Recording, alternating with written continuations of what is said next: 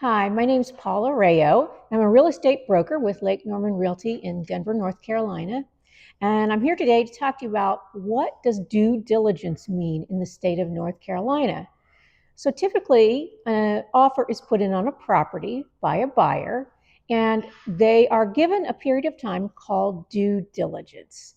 This due diligence time period, it depends on the condition of the house, the age of the house. It's usually around 2 to 3 weeks, but that is completely negotiable. So also the amount of money for the due diligence is completely negotiable between the buyer and the seller. But with stipulations, that amount is driven by the market, not by what the buyer or seller wants, but it's driven by what does the market say is reasonable for that price of house. So again, what is due diligence? It is the time period that a buyer pays a seller to take the home off the market in order to inspect it and also make sure their financing is in order.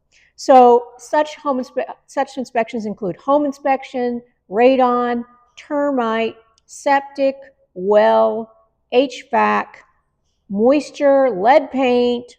There could be a survey, there could be appraisal, there could be a dock permit. You could check for flooding, you could check for private road agreements. So there's a lot of things that come into play in that time period that the buyer wants to very carefully do their due diligence and inspect the home thoroughly. At the end of the due diligence period, they see what is wrong with the house or what is right with the house, and then they decide what repairs would they like to request to be made by the seller. They also decide what money they would like to be taken off the home or given back at closing to pay for those repairs. But the buyer must keep in mind that in the contract, in the offer to purchase, it generally says that a house in North Carolina is sold as is. So don't expect that those repairs will be made. It's also very important for buyers to understand that they can back out of the due diligence period for any reason during that time period. There doesn't have to be a reason, but they would lose that due diligence money that they paid to the seller.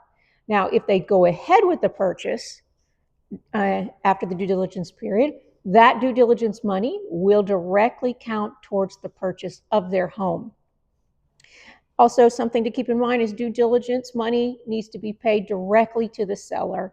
Generally, that's through a check or wire transfer, or something like that.